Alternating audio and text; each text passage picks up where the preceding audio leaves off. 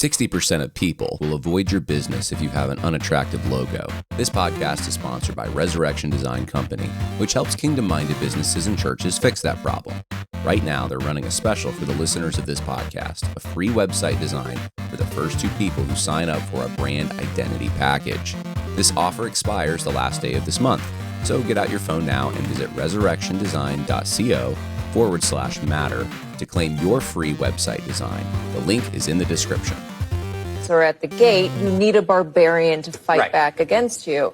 And what I'm getting from you is you don't really believe that the barbarians aren't, the traditional barbarians. It's just, I don't like the left. Oh, it's very anti-left. I mean, look. So Donald Trump wouldn't be a barbarian in this scenario. Well, and think about how contrary this is to the example of Jesus, because Jesus comes to ancient Israel when it's under Roman occupation, where the people of Israel are deeply oppressed. And he doesn't come and overthrow the government. He doesn't come and rule in the way that these Christian right people want to rule. He comes in and he loves other people. He serves other people, and he even forgives the people who are executing him as they're executing him. And yet you look at this Christian right, the MAGA Christian right. It is will to power. It is cruelty. It is dominance. Look how they applaud as Trump is cruel to immigrants, just vicious, depriving them of their constitutional rights. Nothing about this is drawn from historic Christian theology. All right. With that, we start the Conversations That Matter podcast. I'm your host, John Harris. That was David French on MSNBC talking about the difference between Donald Trump and Jesus Christ. I don't know if you knew there was a difference. There actually is a difference. And according to David French, though, the difference is that Jesus didn't come in the same way Donald Trump did. Donald Trump is unkind. He's aggressive. He does things that are just cruel. And he's a barbarian, I guess. And Jesus came and he was just nice and kind and never did anything cruel, never did anything that was mean. And that's the way we should be. And of course, there are contexts to how we should operate in the political sphere, especially when there's evil in front of us. The government does have a role to play. But even Jesus, not being in the civil magistrate's role, did do some aggressive things. Obviously, the first and most famous one being driving out the money changers from the temple with a whip. But if you keep reading the Bible, if you get to the end of the book, you will find there's this guy that comes with a double-edged sword, and it happens to be Jesus. And so anyway, I just wanted to point out that there are places to be aggressive. You don't want to be aggressive in the wrong places. You shouldn't treat your wife or your family or your friends or your church family the way, of course, you treat someone who's breaking the law if you are in a magisterial capacity working. But there, of course, are places that God wants us to be aggressive. And David French there, just so disappointing to me what's happened to him. What happened to you, David French? I mean, I never was a big David French fan, but it's amazing to me. That was the guy in 2015. Can you believe it? He was defending the Confederate flag flying at the the Columbia, South Carolina state capitol. He was defending that, and that was a whole David French ago, but it really wasn't like that long ago. That was 9 years ago, but different guy, different times. And I think he knows where his meal ticket comes from. And of course, that will be read as, John, you're saying that he is just an opportunist. Well, I don't know if he's just an opportunist, but I think he is an opportunist. I do think he's an opportunist. He takes some bonkers views sometimes. Anyway, figured I would get the blood going by starting the whole episode off with a clip from David French. We're not going to camp out on David French, though. I just decided to. I saw it not too many days ago, and I thought, I'll just include that in the podcast. It'll be a little something to throw out there at the beginning. Anyway, we have a show for you today. We're going to talk about the Gospel Coalition and continue a discussion that I started in the last podcast about demographics. I actually meant to talk about this last Friday, and I just ran out of time. I was at a conference over the weekend near Philadelphia and had a great time with Jeff Cleaver, Seth Brickley, Andrew Rappaport. We're all there. A bunch of pastors who were former evangelical free guys. And we did a bunch of stuff. But one of the things we did was we went on a tour of Philadelphia, a Christian heritage tour led by Peter Lilback from Westminster Seminary. He's the president. And I was actually, I have to say, impressed with especially one thing he said in particular. He said that I don't remember who it was in Philadelphia, but it might have been one of the seminaries there. Had taken, I think it was, I'm not trying to remember which seminary it was, but they had taken down a statue of George Whitefield. And he said, look, I wish I could find out where they put it, because we would take it at Westminster. And I was really encouraged to hear that. I don't know a lot about the president of Westminster, but he may not be woke like some of the other, or even woke light like some of the other presidents of evangelical institutions. And that was encouraging, but had a great time. And thank you for your prayers. I know some of you do pray for me as I travel. I was actually in Tennessee for the last few days. That's why I haven't been able to podcast at all. Wasn't able to do the American Churchman last night. We'll try to do that on Friday, because Matthew Pearson actually has a wonderful article he wrote for TruthScript. You should all just go check it out. Go to truthscript.com. Check out the Slop Apologetics article Matthew Pearson put together. And it's just been busy. Had a bunch of stuff to do in Tennessee. I was actually hanging out for a little bit with the Ridge Runner guys down there. And there's some opportunities, guys. If you're someone who is, let's say, in a blue state, things might be a little more stable now in your mind, but you went through 2020, you saw what it was like, and blue states are still getting more blue, but they just have kind of a ceiling they can't go against because of the Trump administration. But if you're sitting there and you're thinking, man, I think if Vance doesn't win the next go around, I may be looking for a place to leave. If you're in that position, you may want to start looking now. And as much as I want to keep community stable, I realize this is going to happen whether I say it or not. This is going to happen whether it's the Ridge Runner Project or not. I would say if you're someone who values local areas, you want to integrate into them, and you want to support the local conservative structure that already exists, check out Ridge Runner. If Tennessee is even a consideration, especially if you're already going there, you might as well check out the Ridge Runner Project. So anyway, I could say a lot more about that, but I want to get started with the content of this podcast. I do have another announcement. Real quick here. I told CJ that I would plug this. Not David French, not plugging David French.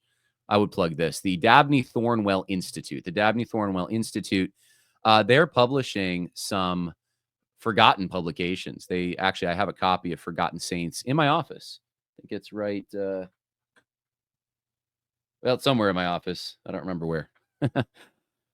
I'll find it. But I was just given a copy of that. And of course, there's a number of guys, Robert Louis Dabney, James Hunley Thornwell, Palmer, Garrido, and then Practical Philosophy by Robert Louis Dabney has just been republished by the Dabney Thornwell Institute. And if you want a copy of that, you can, I think, just click here and it'll take you to Amazon. There you go. You can get a copy for $25. That's amazing. And a hardcover for about 40. They're doing a lot of work. And one of the blessings about technology, I know there's a lot of curses, but one of the blessings about even AI and all of that is you can scan pages fast. You can format things faster. And I think it's going to open up possibilities of publishing some of these old dead guys who even Banner of Truth, I think, would probably be reluctant to publish. But they had some good things to say. And so I wanted to just plug that. I love, if you have an organization like that, I love history. If you're publishing some old dead guys that have been forgotten, I would love to know about what you're doing. Just contact me on social media. Also needed to let everyone know I am speaking at the Operation Joshua event in Melbourne, Florida, May 17th. So in 10 days, I'll be in Melbourne, Florida. I would love to see you there. It's not far from Orlando.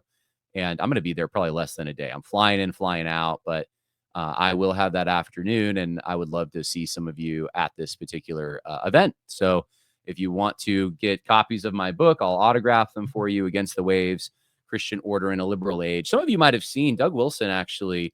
I was not expecting this, but he decided to endorse this book. It's his book of the month. Here we go. Against the Waves. So we're just really happy to see that. And I actually just got off the podcast with Seth Gruber, my friend Seth. He interviewed me about the book, and I see an uptick in interest. So check it out. If you would get 2 copies, that would be helpful. Give one to your pastor. You can go to againstthewavesbook.com. All right, well, let's get into it. I have a lot to talk about, and In the words of Jerry Reed, we have a long way to go and a short time to get there. So let's do it. We're going to start here. I wanted to just briefly mention something. This is purely political, but it's something that interests me. This is a headline from, what is this? The Daily Caller, May 1st. So this is about a week ago. China erupts, furious workers riot as factories collapse under Trump's tariffs.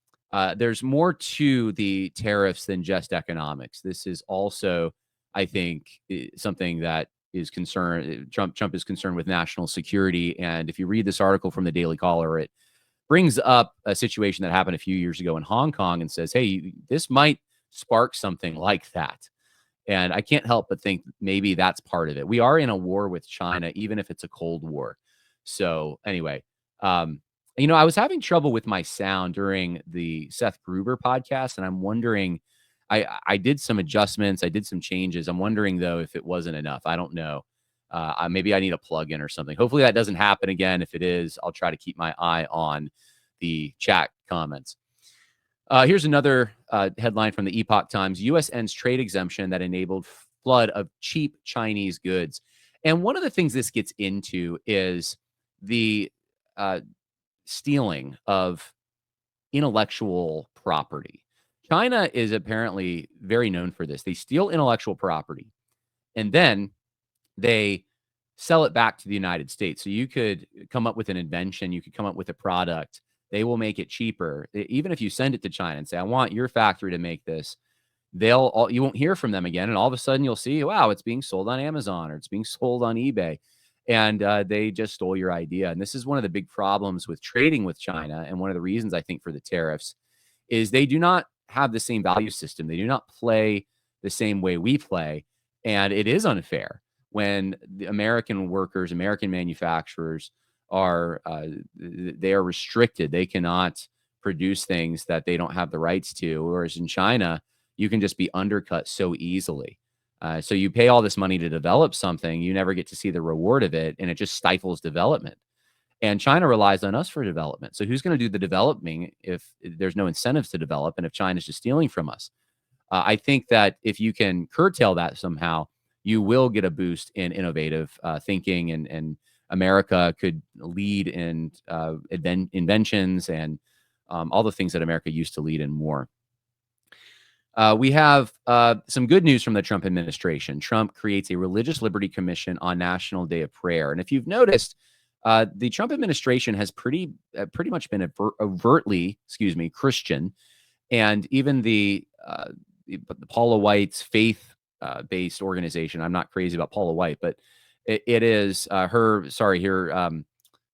role as the senior advisor for Trump's religious Liberty Commission and his faith advisor. She is bringing in people that some of them are solid and they're all Christian. It's not like in Biden's administration, or they're part of Christendom at least, where there was all kinds of different religions represented. So I thought that was a good thing to see, that Trump is going to have a National Day of Prayer. It's been a while since I've seen a headline like that. And then this was just intriguing to me. I'm kind of doing the small stories first. Hollywood bigwigs want middle-class Americans to subsidize garbage movies. Now, of course, tell me what you really think, Ireland Owens from the Daily Caller. This article is really about an interest. John Voight's heading this up to try to incentivize people making movies once again in the United States, and tax cuts and that kind of thing, so they won't go overseas to do it. Now, the only reason I bring this up is to say this. There's a lot of people looking for positive solutions, and there's not a lot of positive solutions out there. So what I wanted to propose is this. If the Trump administration is going to try to incentivize movies in the United States once again, so the Hollywood film industry starts coming back and not going to Canada, not going to, I don't know what other countries they film in, but wherever they're filming, they want to do it in California again. And probably not. It'd probably be like Georgia or something, because California, the state laws are so terrible. But if they want to do it in the United States, I would suggest the Trump administration should somehow figure out a mechanism for requiring the values of the base of the Trump administration. So Christian, conservative, American values. If there's a way to do this, and I'm not sure exactly what that way would be, but if there's a way to deregulate, or I would hate if it became somehow incentives that the Trump administration handed out. Like, it would be better if it was just whatever disincentives are there, those are taken away. But if there's a way to do that, and in tandem, maybe say you can have these disincentives taken away if you produce films within these guidelines. I don't know. But someone talked to me the other day about this, that maybe the National Endowment for the Arts shouldn't be abolished. Maybe it should just be weaponized for Christian American values. And it's an interesting idea. I tend to want localism. I tend to not want the government in these things. It's unconstitutional anyway. But we're certainly post-constitutional. And maybe that is something to look at. Maybe that is something that, especially if you're going to do it anyway, maybe the values that the founders would have had, and the people who make the backbone of this nation, make the nation work, make the country work, I should say, maybe those should be reflected in our art. Maybe we shouldn't be incentivizing art that rips down the very core of what this country is about. Food for thought. But I think that there's something to that. And I would love to hear conservatives talk about that a lot more.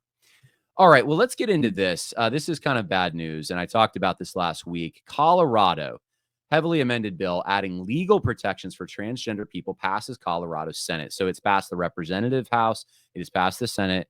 It is now set to be signed by the Democrat governor. And this is something that Chase Davis was leading the way on, and William Wolf was out there trying to stop this bill, House Bill 25-1312, dubbed the Kelly Loving Act in honor of a transgender woman killed during the 2022 Club Q shooting in Colorado Springs. It would make it a discriminatory act to intentionally not refer to a transgender person by their chosen name. It also requires school policies to be inclusive for all reasons that a student changes their name. And it says schools must allow students to choose from any variation contained in dress code policies. The bill includes a provision that says someone does not need a court order if they want to change their gender marker on a driver's license or other identification a second or third time. Colorado allows an X gender marker on state IDs, but that has led to some people having trouble with student loan. Okay, I'm going to, I think, end it there. So this is obviously a very bad bill. This is going to weaponize the mechanism of the state against those who would use the pronouns that are accurate and not the preferred pronouns, and names that are accurate and not the preferred names that people who engage in fantasies would like to have attributed to them. This is going to be aggressively anti-Christian. This is going to cause all kinds of problems when there's children who want to make these transitions and parents don't agree with it. This is a blue state, and they're going aggressively blue. And this is within the Trump administration, right? It's not, this is separate from the Trump administration, but it is within the time period that the Trump administration is in power, and it doesn't seem to matter. And this is one of the things I've noticed is red states are very complacent right now. For example, Texas could be deporting people and lending a hand. There's a big job to be done. And under the Biden administration, of course, that was the big show of force that we're going to do this whether you like it or not. Well, right now, the Trump administration won't stop them. So why aren't they lending a hand? The Trump administration has been tied up in court. The states could easily, the red states could just do this themselves, and the Trump administration would not stop them. Of course, there would be court orders and so forth, but there's no executive branch to do anything about it. So why aren't states being bullish? Why aren't the red states being bullish right now? They're just kind of coasting. And the blue states, some of whom at least, are being very aggressive right now. This is one example of that. So if you're a pastor, if you're a Christian, if you're part of the many Christian organizations and the workers for them that exist in Colorado Springs in particular, this has some ramifications. And now is the time. If you haven't weighed in, now is the time. You really better weigh in. This is not good. So Colorado is heading towards, I'm afraid, some chaos on this question. The Supreme Court lets Trump, though, administration enforce ban on trans-identified military troops. So this is happening simultaneously. There is a ban on trans-identified military troops under the Trump administration. That's happening at the federal level or the national or the general level. And then Of course, on the local or the state level, you have Colorado doing their thing. This is just another reminder. There's at least 2 Americas. I would say there's probably more. There's probably 7 or 8. But basically, though, there's 2 very different visions for what America should be.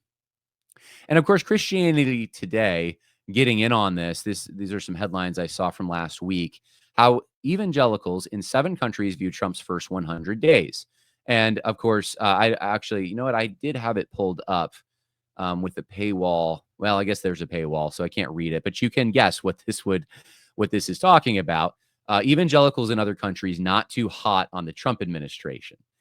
And of course, applying that pressure. What do our brothers and sisters in other places think? What's our witness?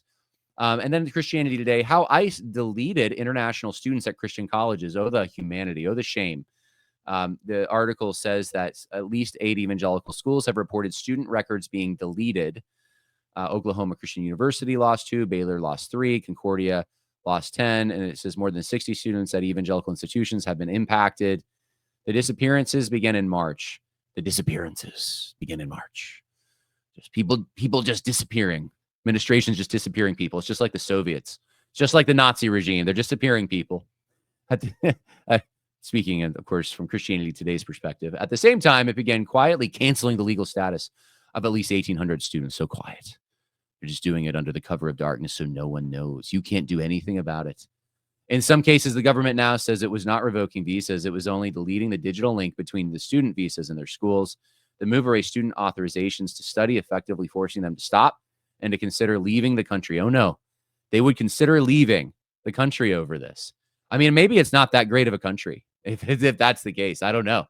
Maybe they should go with the evangelicals in the other countries that don't like Trump and be with them. Maybe that's a better place to be anyway, right? I mean, we're so terrible. In court hearings this week, the government revealed that it had combed an FBI database for thousands of international student names without thoroughly vetting them. At Campbellsville, there were roughly 30% of the student body comes from abroad. One student appeared to have his SEVIS record terminated. All right, so let me just get to the gist of this. This is the bottom line. Let's get to the end. Oh, I don't want to read that. Okay. We are not going to put, let's see. Okay. The Register, a native of India, said many of the seminary's international students are unshaken by the administration's antagonism towards immigrants. Some are doctoral students. So it's painting the David and Goliath thing. Trump administration is going after these students. They're afraid of ICE. There's been some errors. And one of the things that I think it is important to realize is, look, it's the government. There's going to be some incompetence. I hate when we see it. I do. I think that we, and I'm sure every effort is being made to minimize this. You are going to have some mistakes made. And when you have as many people who are here illegally as there are, there's going to be some errors. There's going to be some mistakes. There's going to be some people who should not have been deported, who were deported under certain laws. And the administration should, and it sounds like in this situation they did correct a temporary scare that 60 students, I guess, had, that they might have to go back. But one of the things that I think jumps out at me from this is it is a privilege to be in the United States. It is a place people want to be. And if that ends, if the will, let's just say the American people have decided, we don't want this anymore. It's our country. This is a program. We don't want this anymore. It is the prerogative of the people who live there, not foreigners. And I understand if there's an agreement that's been made, you want to honor that agreement. But to try to rectify a legitimate problem, a problem that threatens the very existence of the United States and the very character and identity of the United States at a basic level, to try to rectify that problem and to have some mistakes made along the way that are since rectified is not a surprise. It's not a shock. And Christianity Today, I can bet you, would not do anything close to this if it was Biden. If it was the Biden administration and there were some errors in paperwork or something, it would be no big deal. But this gets a whole story and a whole moral play. And it just strikes me as if it's such a bad country, if Trump administration's so bad, maybe you should go hide out in another country. Maybe you should leave. Maybe you should be with all those Christians in other countries who don't like Trump. Churches sue Trump administration over ICE raids in houses of worship. This is interesting to me. The whole argument here is that churches are safe havens and the government can't come in and, violate the sanctity of the church, the holy status the church has, and they're so up in arms about this. And there were Romans 13ing everyone to death when the government was enforcing COVID lockdowns, but now, the government doesn't have any interest in coming in and arresting people who are here illegally, who would try to find a safe haven in a church. And believe you me, there are places in which this is happening. All those rainbow flag waving churches would be more than happy. I shouldn't say all, but many of them, I'm sure, would be more than happy to have people come in and even live in the church. And I was noticing there was a bill. I don't know if this was what it was in regards to, or maybe there was a motivation, but it was in Colorado that just got squashed. And it was a state bill that would have maintained churches could build living quarters on their properties without conforming to local zoning rules. And it got squashed, but interesting to me that was even a thought. Why would they want that? I mean, look, you could build apartments if you wanted for illegal migrants. I'm just saying, if that's the rule, and no one can do anything about it. And so this is also, a development that's out there. I just want to point out, I'm sure it's the same people who were saying this were very big on shutting the church down during COVID, and that didn't seem to matter. And then we have the SBC. I want to talk about this and get into some demographic stuff, but the Southern Baptist Convention membership declines. Baptisms attendance are up, according to a report. Southern Baptist Convention has witnessed another year of membership decline, but has also seen worship attendance and baptisms increase, according to a recent report. According to a report released Wednesday on the annual church profile compiled by Lifeway Research, the SBC has approximately 12.72 million members in 2024, a 2% decline from approximately 12.98 million reported for 2023. However, the SBC saw 250,643 baptisms in 2024, which was about 10% more than the last previous year. So what does this mean? There's a rise in baptisms, but a decline in membership, according to this. And I don't know what to make of this exactly. I'm a little surprised about the baptisms. I don't know how that's working or what they're counting as a baptism. But I do know that a lot of churches have left the denomination. And I think a lot of them have left because of the drift in the denomination. They couldn't even pass the law amendment. We'll see if that happens this time around. I've been hearing rumblings. I mean, I hear this every year, though, that this year we're really going to get them. So this year there's more of an enthusiasm behind the law amendment and making sure that pastors in the Southern Baptist Convention, if they have women pastors at least, they can be kicked out by the credentials committee. Now, I don't know. I'm not as bullish on this as some people. I'm not as excited as some people. I don't see it happening, but if it does, your personnel is your policy. You have to have a good credentials committee. You have to actually win some elections. So we'll see what happens. Obviously, I want the largest Protestant denomination to be solid, but it's losing members. And if those are conservative churches, I don't know what to say. It gets harder and harder and harder to win. And then you keep making the bar more and more and more watered down. I mean, even like, hey, if we win and the law amendment gets passed, what kind of a victory is that? In my mind, I'm like, that's just like, shouldn't every Southern Baptist, that's just in the Baptist Faith and Message 2000, every Southern Baptist should get behind the law amendment. But they couldn't last time around, which is incredible. So I don't have an explanation for the baptism thing, but there are more baptisms according to this report, and I don't know how they're calculating that. And if that's the case, then maybe the denomination, after the conservative wave has kind of settled and those guys have left who don't want to deal with the direction of the denomination, maybe there will be some numbers changing. Maybe there'll be more people coming in. I don't know. I tend to doubt that, but I'd be very, very curious to see how they're calculating this, I suppose, and what counts as a baptism and that kind of thing. But let's see. Okay. So we're going to sort of now, after having said everything I said, I want to frame this a discussion on demographics. Last episode, I talked about Gen Z. I talked about how Gen Z is a bit up in the air. Where are they going to go? I am not convinced Gen Z is super right wing. Certainly not if you have men and women together. Now, if you just look at men, there is evidence to suggest, yes, they are more, their voting pattern is towards Trump in the United States. there's evidence to suggest that they've been kicked to the curb so many times. And so they are against the people who did that to them. They're against the liberal order or the feminist order that has done this to them. However, I also pointed out there's some mixed information about where their social views are, even for men. It seems like Gen Z is the most radically pro-abortion generation that we've had.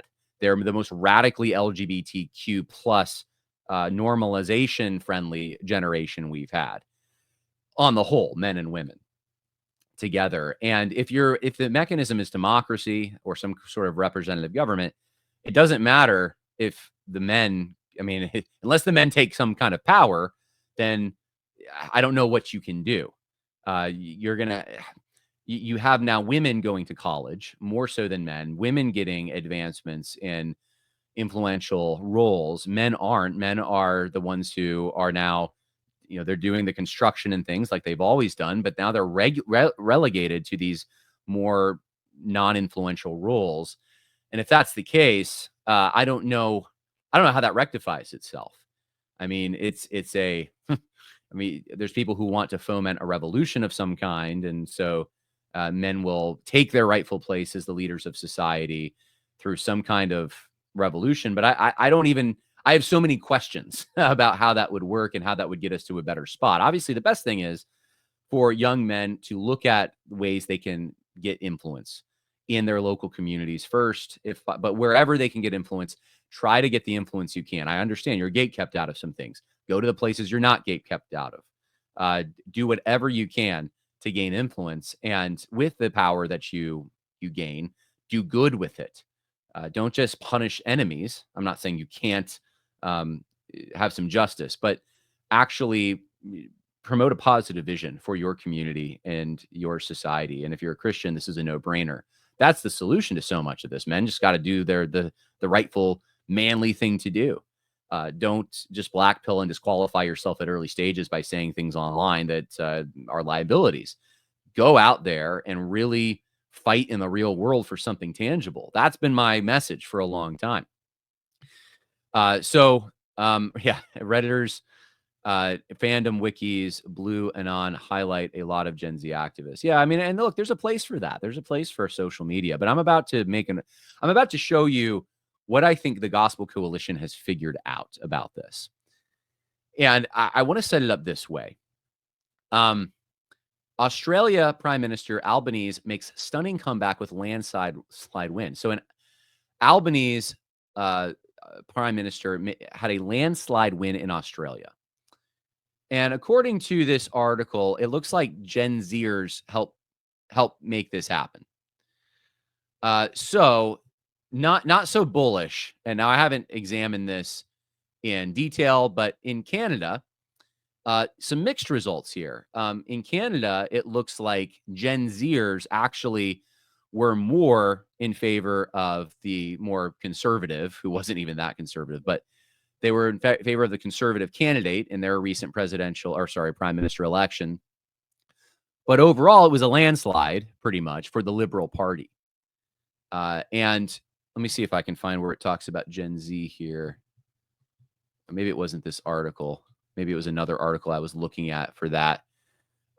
Anyway, there's mixed results here. And I kind of think, and this has been my take, this was my take last episode, that Gen Zers are essentially, let's see, this doesn't want me. There we go. Gen Zers are a bit lost. They're a bit, overall, not every one of them, but they are some very deracinated, and they're looking for some stability. And the right offers more of that. They offer a better deal overall for Gen Z males in particular. And so that is an attractive quality. I think Christians have an opportunity here that they're probably not taking advantage of, but that is an opportunity. That is a weakness that the left has. But I think the left, their strategy is bred in circuses and playing on the juvenile fantasies and activities of Gen Z, even males, offering those kinds of things as an alternative for incentivizing things, giving them the life they want so they can video game all day or that kind of thing. I mean, it's kind of like two visions. And I don't exactly know where Gen Z is going to end up long term.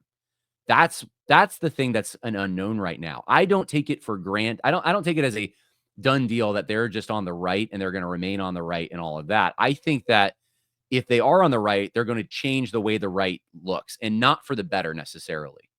That's why it's so imperative for the people who do have virtue out there to go hold up the standard. If we don't do that, then we do wind up like Australia. We do wind up like Canada. Alberta says there's an Alberta Next panel, it's called, and they discussed Alberta's future in Canada, says Premier Smith.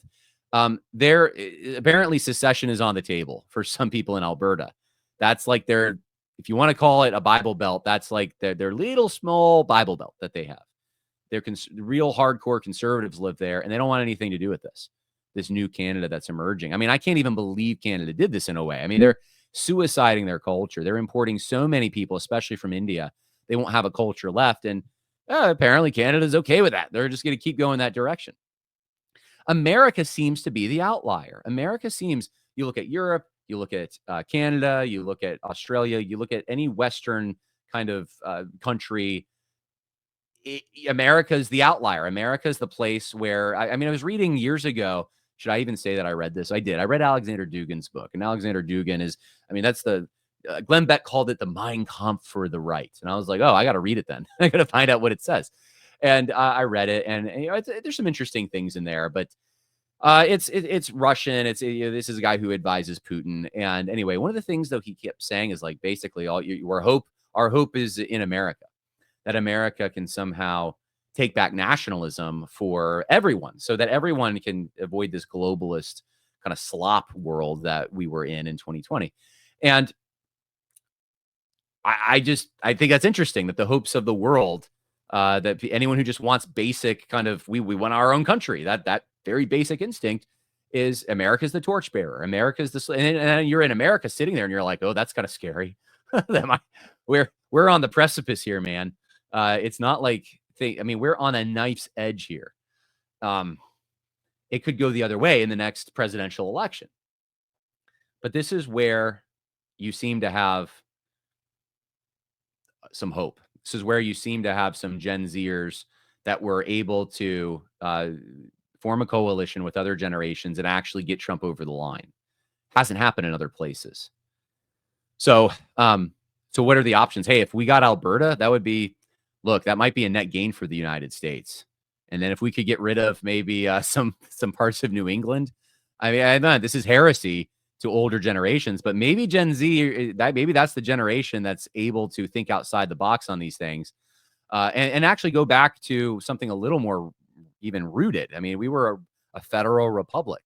That kind of thing was a Hartford Convention. They were talking about joining Canada. New England was. So this is in the American spirit. It's not something that's foreign to it.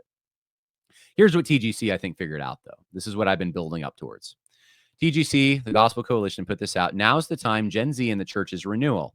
Now, in this article, they claim that 50% of the attendees of the 7,000 that were at the Gospel Coalition's 2025 conference were Gen Z. I don't think that Gen Zers are the conference-going type. That's the point that I made. And I think that as we look at this, I don't know whether to believe Gospel Coalition or not. I don't know if Gen Z actually showed up in those numbers, but that's what they want you to think. And maybe it did happen. I don't know. There's no evidence I could find online to suggest this. I couldn't find pictures. Everything I found seemed to indicate, and I think it's probably older millennials, Gen X, but let's just say that that's true. Whether it's propaganda or not, I would find it hard to believe they could put something like this out there if 7,000 people went, and if it was so out of step with what actually happened. It must have happened. So if whether it was 30%, 40%, 50%, some Gen Zers showed up at that conference, apparently. Don't know how they got there. Don't know if there was scholarship funds. I don't know how that all worked, but apparently that happened. Now, that might mean I have to reanalyze some things if that's the case. If Gospel Coalition is getting that many Gen Zers, that would be 3,500 Gen Zers. That's bigger than any other group in conservative or reformed evangelicalism that I know of that is holding conferences that are national, and trying to attract Gen Zers. I mean, I don't even know if Crew can top that. I don't know. I don't think they're reformed really. So in the reformed evangelical world, that's pretty impressive in my mind. But you might ask yourself, you might say, the Gospel Coalition's a joke, and they get ratioed on social media, especially X, all the time. And there's people dismissing them all the time and saying they're irrelevant. I don't think that's the case, guys. And I may have even said in the past, I think I don't know if I've ever said they are irrelevant unless I was talking about like when it comes to political fights, they're irrelevant or something, like they're not a factor. But when it comes to influence in this world, they are a factor. And I don't know that they're as irrelevant as people have been led to believe. And there's I think a false perception we have by looking at the metrics on X. And so I wanted to look this up. I was curious. Social media fact sheet. I went to Pew Research Center. YouTube is the top most popular social media website. Then Facebook, then Instagram, then Pinterest, then TikTok, then LinkedIn, then WhatsApp, then Snapchat, then X. Then X. For some of you out there, not all of you, but for some of you, X is the format. X is the place.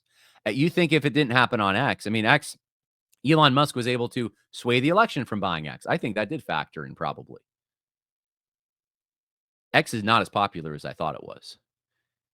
And here's the breakdown according to age category. So 18 to 29, there's your Gen Zers. It looks like it's actually, I didn't have this in order. So it looks like it's actually YouTube, then Instagram, then Snapchat, then Facebook, then Reddit, then actually TikTok, then Reddit, then X. I mean, X is on the bottom. Now, this is the kind of thing. So here's the thing that I've been thinking. You could have X Gen Zers, Gen Z males on X going, based and all the rest. You can get excited about that, but then you realize what a drop in the bucket that is. And you realize you look around in your world and you're not seeing it as much as you see it online. I think it's important for us to gain some perspective. Some people are going to interpret this as John's like against people who are based on. I'm not. I actually want young men who want to gain power to do righteous things with it, who are more right leaning. I want them to ascend. I don't think X is a reflection of that. You may be able to gain a big following on X with those guys. You may be able to ratio people with those guys. You may be able to have even a conference with those guys. I don't think you're going to actually get the scaling you need for national political anything, though. Not at this point. Not on X. You got to be on all these other platforms. And this is something I'm thinking through. I think X is important. I think X has a strength. You get news there. I mean, I certainly use it, but I'm reevaluating even, okay, how much do I use X versus YouTube? It seems like YouTube is the important place to be. So anyway, Gospel Coalition, I think, figured this out. I think, and people have been curious. People have been wondering forever, how come they keep cranking out the same bad stuff when they get so ratioed, they get so mocked and made fun of on X? I think G3 figured this out. They got so mocked on X for going against Christian nationalism. It seemed like it was a blowout. Their conferences seemed fine. Doug Wilson also got, it's smaller, but his group, they got kind of mocked. He still has, Fight Laugh Feast is still going. Moscow's still good. There's nothing affecting the size of their stuff, or at least it doesn't seem like that from an outside perspective. And I'm talking again to sort of the niche reform world. Some of you don't even know what I'm talking about, but I think that we have got to gain some perspective, because if we're going to truly gain some real power politically to fight the left, we can't just play to X. We have to play to the larger group out there. And it's not the same group. And I've suspected this for a while, but the TGC thing, that article kind of jolted me. And I think it confirmed some of my suspicions. Oh, here's the article I was thinking of about Canada. Young Canadians favor conservatives in election despite Trump threat. So it's still a blowout for the conservative. I mean, I think Pierre lost his seat, didn't he? I mean, it was a blowout, but it looks like there's some Gen Zers, like 49% or something, didn't want the left. So, I mean, there's these kernels of hope out there. There's these rifts in the clouds, but I don't know. I don't know exactly what it means, and I don't know if we'll know what it means exactly for the next 5 to 10 years when we can get some more information. So, all right.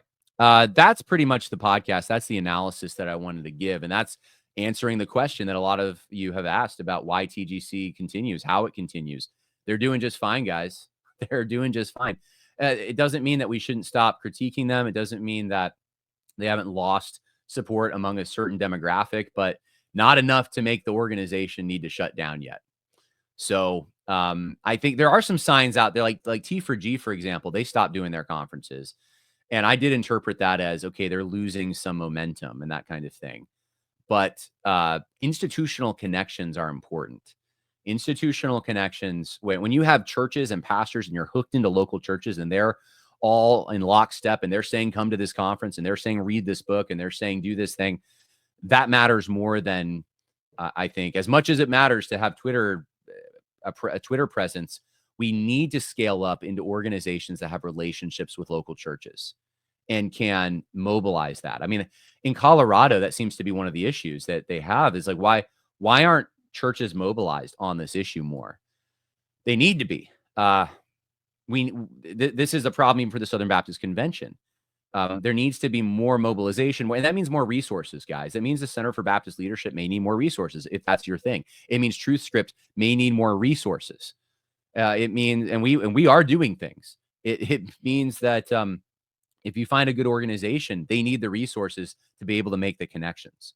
Personalities and social media presence isn't going to do this alone.